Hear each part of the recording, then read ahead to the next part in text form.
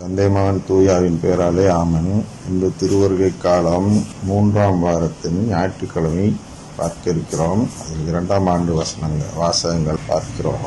இன்று வேளாங்கண்ணியின் மைய கருத்து என்பது மகிழ்ச்சியாக இருங்கள். திருப்பலி நிறைவேற்றியவர் எப்பொழுதும் போல் ஞாயிற்றுக்கிழமையில் அதிபர் தந்தை பிரபாகரன் அவர்கள் திருப்பலி நிறைவேற்றுவார்கள். அதை குறித்து ஒன்றும் குறை கூற என்று ஒன்றும் இல்லை, எப்பொழுதும் போல். எனவே முதல் வாசகத்தின் மைய கருத்து என்பது ஆண்டவரில் நான் பெருமகிழ்ச்சி அடைவேன். ஏசாயா நூலிலிருந்து 61வது அதிகாரம் 1 முதல் 11 வரை. அடுத்தது 2ஆம் வாசகம் என்பது தெசலோனிக்கருக்கு பவுல் எழுதிய திருமுகம். முதல் திருமுகத்திலிருந்து 5வது அதிகாரம் 16 முதல் 27 வரை உள்ள 24 வரை உள்ள வசனங்கள் ஆகும். நற்செய்தி என்பது யோவான் நற்செய்தியில் முதல் அதிகாரத்தில் 6 முதல் 28 வரை எடுத்திருக்கிறார்கள். அதில் முதல் அதிகாரத்தில் 12வது வசனம் என்பதுதான் நமக்கு மிகவும் முக்கியமான வசனம். அது விடுபட்டு இங்கே தணிக்கை செய்யப்படும் விதத்தில் 9 முதல் 18 வரை உள்ள வசனங்கள் தணிக்கை செய்யப்பட்டிருக்கிறது. அதனால் அது விலகிவிட்ட 12 தான் அனைத்திற்கும் சாராம்சமாக விளங்கக்கூடிய வசனம். யோவான் அவரிடம் நம்பிக்கை கொண்டு அவரை ஏற்றுக்கொள்ளும் ஒவ்வொருவரும் நிலைவாழ்வை கொண்டுள்ளார், கடவுளின் பிள்ளைகளாக ஏற்றுக்கொள்ளப்படுகிறார்கள் என்று அதில் தெளிவாக கூறப்பட்டிருக்கும். அது இங்கே விடுபட்டு போய்விட்டதால் திருச்சபை அதை தியானிக்க ஒவ்வொரு ஆண்டும் விட்டு விடுவதால் அந்த மக்கள் வேறொரு நம்பிக்கைக்கு மெதுவாக சென்று விடுகிறார். வேறொரு நம்பிக்கை என்றால் என்ன?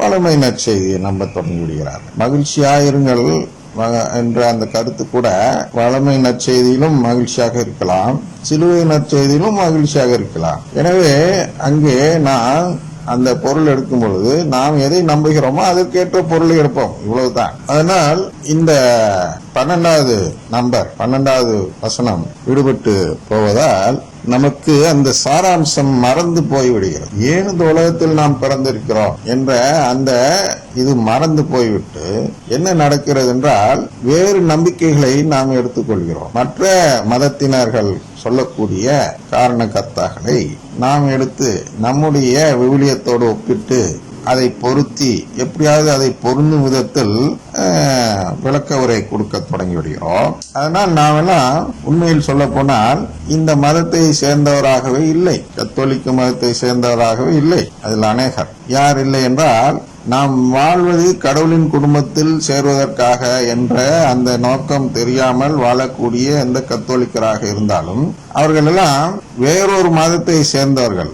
கத்தோலிக்க பெயர் வைத்திருக்கிறார்கள், கத்தோலிக்க திருச்சபையில் அவர்களுடைய பெயர் பதிவு செய்யப்பட்டிருக்கிறது, கத்தோலிக்க திருச்சபையில் அவர்கள் திருமுழுக்கு பெற்றிருக்கிறார்கள், அப்புறம் ஒப்புரவு பெற்றிருக்கிறார்கள், நற்கருணை பெற்றிருக்கிறார்கள் என்பதெல்லாம் உண்மைதான். ஆனால் நம்பிக்கை வேறொரு மதத்தை சேர்ந்த நம்பிக்கை வைத்துக் கொண்டு இங்கே அவ்வாறு செயல்படுகிறார்கள்.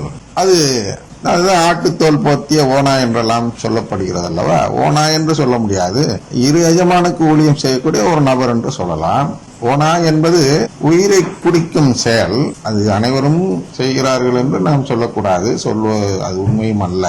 அனைவரும் அதை செய்யவில்லை, ஒரு சிலர், அதாவது பிரிவு, மற்ற மதங்களில் உள்ள ஒரு சில பிரிவு, அதுவும் கிறிஸ்துவின் பெயரே வைத்துக் கொண்டு வரக்கூடிய பிரிவை குறித்தான் நாம் ஓனா என்று சொல்கிறோம். ஏனென்றால் அவர்கள் நம் நம்பிக்கையை பறிக்கிறார்கள். அது என்ன என்றால் நம்முடைய உயிரை குடிப்பதற்கு சமம். நாம் நம் நம்பிக்கையை இழந்து விடும் பொழுது நாம் அந்த உயிரை இழந்து விடுகிறோம், ஆன்ம உயிரை. எனவே இது போன்று நம் நம்பிக்கையை பறிக்கும் விதத்தில் செயல்படக்கூடிய மற்ற நம்பிக்கையை சேர்ந்தவர்கள் இருப்பார்கள் என்றால் அவர்களை ஓநாய்கள் என்று சொல்லலாம்.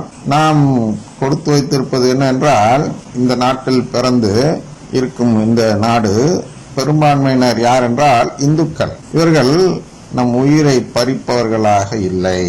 இவர்கள் நம்முடைய நம்பிக்கையை மாற்றுவதற்காக எந்த முயற்சியும் அவர்கள் எடுப்பதில்லை. அவரவர்களுடைய நம்பிக்கையை கடைபிடித்து அவரவர்கள் நிம்மதியாக வாழும் ஒரு சூழல் தான் இந்து மதத்தில் காட்டப்படும் ஒரு சூழல். சிலர் அரசியல்வாதிகள் ஓட்டு வங்கிக்காக வாக்கு வங்கி என்று சொல்கிறார்கள் அல்லவா? அதற்காக மதத்தை பயன்படுத்தி அதை மதவாதமாக மாற்றி அந்த மதத்தை புகுத்துவது போன்ற ஒரு ஆட்சியை கொடுக்கிறார்களே தவிர அந்த மதம் நம்முடைய, அதாவது அவர்களுடைய நம்பிக்கை, மதம் என்று சொல்வதை விட அவர்களுடைய கோட்பாடுகள் அந்த உயிரை பறிக்கும் விதத்தில் இல்லை, ஆன்ம உயிரை, அதாவது என்னுடைய நம்பிக்கையை மாற்றும் விதத்தில் இல்லை. அதுதான் அந்த ஓப்பன் இதுன்னு சொல்கிறோம், யூனிவர்சல் இது, அதாவது என்ன இன்க்ளூசிவிசம் என்று சொல்கிறார்கள். இன்க்ளூசிவிசம் என்றால் அந்த விவேகானந்தர் சென்று அமெரிக்காவில் உரையாற்றுகிறார் இந்த அகில உலக சபையில். அந்த சபையில என்ன உரையாற்றுகிறார் என்றால், நீங்கள் எல்லாம் எங்களை இந்துக்கள் என்று பார்க்கிறீர்கள், சின்ன மதம் என்று பார்க்கிறீர்கள், ஆனால் நாங்கள் தான் உலகத்திலேயே பெரிய மதம். ஏனென்றால் உங்கள் கிறிஸ்தவ மதத்தையும் எங்கள் இந்து மதம் உள்ளடக்கி இருக்கிறது என்று சொல்கிறார். அதுக்கு பயங்கரமான வரவேற்பு கிடைத்து, பாராட்டுகள் கிடைத்து, அதிலிருந்து தான் அவர் பெயர் பெறுகிறார், உயர்நிலை அடைகிறார். அதுதான் உண்மையான இந்து மத தத்துவம். இவர்கள் இந்த அரசியல்வாதிகள் போல் நீங்கள் எல்லாம் சிறுபான்மையினராக இருந்தால் நாட்டை விட்டு வெளியேறுங்கள் என்று சொல்லக்கூடியவர் விவேகானந்தர் அல்ல. உண்மையான இந்து மதத்தை போதிக்கக்கூடிய எந்த குருவும் அது போன்று சொன்னதே இல்லை. வரலாற்றில் பலாயிரம் ஆண்டுகள் வரலாறு இருக்கின்றது இந்து மதத்திற்கு என்பது ஊரறிந்த உண்மை. அத்தனை வரலாற்றிலும் இது போன்ற நிகழ்ச்சி ஒருபோதும் நடந்ததில்லை. இப்பொழுதுதான் இந்த நூற்றாண்டு, இதுக்கு முந்தைய நூற்றாண்டு என்று சொல்லலாம், அதில் தான் இது போன்ற ஒரு செயல் நடந்து சிறுபான்மையினரை வெளியேற்ற வேண்டும், அதாவது எங்களுடைய நம்பிக்கை ஏற்றுக்கொள்ளாதவர்கள் வெளியேற வேண்டும் என்று போதிக்கிறார்கள். அவர்கள் அந்த மதத்தின் பிரதிநிதிகள் அல்ல.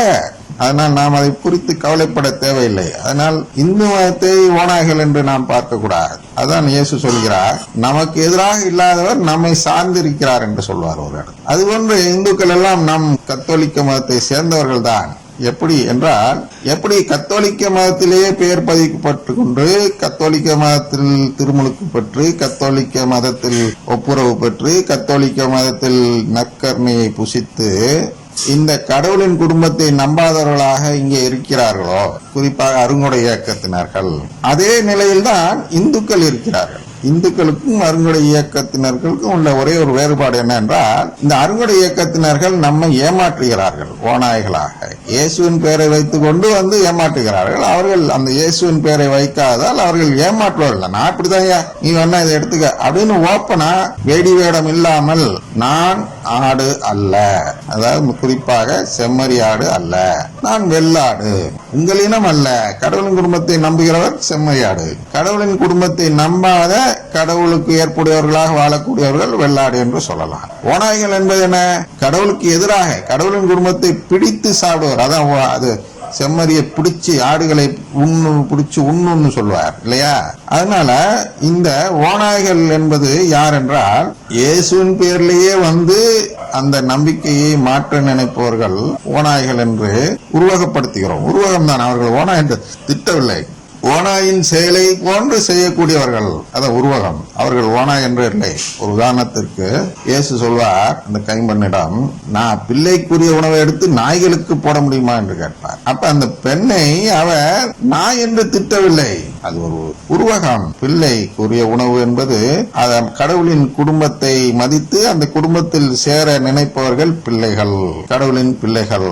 கடவுளின் குடும்பம் வேண்டாம் என்று சொல்லக்கூடியவர்கள் அந்த உறவை மதிக்காதவர்கள். நாய் என்றால் என்ன? அதுக்கு எந்த மதிப்பு மரியாதையும் தெரியாது, எந்த சாப்பாடு வச்சாலும் திங்கும். ஆனால் குழந்தைக்கு அப்படி இல்லை, அந்த உணவு தான் நம் உறவை வளர்க்கும் உணவாக இருக்கிறது. அதனால் அந்த தன்மையோடு ஒப்பிடும் போது அதை நாய் என்று சொல்கிறார்கள் ஒழிய அவரை திட்டுவதற்காக சொல்லவில்லை. அதை போன்றுதான் நாம் இங்கே ஓநாய்கள் என்று ஒருவரை சுட்டி காட்டும் பொழுது அவரை திட்டுவதற்காக சொல்லவில்லை. இவர்கள் அருங்கொடை இயக்கத்தினர்கள் ஓநாய் போன்றவர்கள் என்று சொல்லும் பொழுது அவர்களை திட்டவில்லை, அவர்களுடைய செயல் அப்படி இருக்கிறது. வெள்ளாடுகளை மேய்கிறார்கள், கொள்ளையடித்து சென்று கொரவலையை கடித்து அந்த இரத்தத்தை குடிக்கிறார்கள். இது உருவகம். அந்த செம்மறியாடுகள் என்றால் என்ன? கடவுளின் குடும்பத்தில் சேர விரும்பும் அந்த நம்பிக்கை உடையவர்கள் தான் செம்மறியாடுகள். இந்த நம்பிக்கையை ஒருவர் மாற்றி விடுவார் என்றால் அவர்தான் அந்த இரத்தத்தை குடிக்கிறார் என்று பொருள். எனவே இந்த செம்மறியாடு ஆக இருக்கக்கூடிய கத்தோலிக்கர்களுடைய நம்பிக்கையை வளமை நற்செய்தியை காட்டி, வா இங்க வா, நான் ஆசீர்வாதமா செழிப்பா இருக்கலாம், வாழ்வுல இருக்க எல்லா பிரச்சனையும் தீர்ந்துடும், வா வா இங்க கூட்டத்துக்கு வான்னு என்று அழைக்கிறார்கள் அல்லவா? அப்பொழுது யாராவது அந்த பேச்சை கேட்டு அங்கே சென்று விடுவார் என்றால் அவருடைய இரத்தத்தை அவர்கள் குடித்து விட்டார்கள் என்று பொருள். அது எவ்வளவு பெரிய ஒரு கொடூர நிலையோ அந்த நிலை அதை சுட்டிக்காட்ட அப்படி சொல்கிறார். ஆட்டுத்தோல் போற்றிய ஓநாய் என்று நம்முடைய பழமொழியில் சொல்வோம், பசுத்தோல் போற்றிய புலி என்று. அது அப்படின்னு சொல்லலாம். இதை ஆனால் அங்கே பசு புலி எல்லாம் அவ்வளவாக இல்லாத காலத்தில் அந்த சூழ்நிலையில் இயேசு சொன்னதால் புரிந்து கொள்ளும் விதத்தில் சொல்வதற்காக ஓனா என்றும் செம்மறி என்றும் சொல்வார்கள். ஆனால் செம்மறியை சொல்ல காரணம் என்ன? இன்னொரு காரணம் என்னவென்றால், உருவகத்தில் செம்மறிதான் பழிபொருள், நற்கருணை ஆண்டவரின் உருவகம். எனவே நற்கருணை ஆண்டவர் மீது நம்பிக்கை வைத்திருப்பவர்கள் செம்மறியாக பார்க்கப்படுகிறார்கள் விண்ணகத்தில் என்று சொல்வதற்காகவும், அந்த நம்பிக்கை இல்லாமல் அதை கெடுக்க பார்ப்பவர்கள் ஓநாய்களாக பார்க்கப்படுகிறார்கள் விண்ணகத்தில் என்று சொல்வதற்காகவும் அந்த உதாரணத்தை சொல்கிறார்.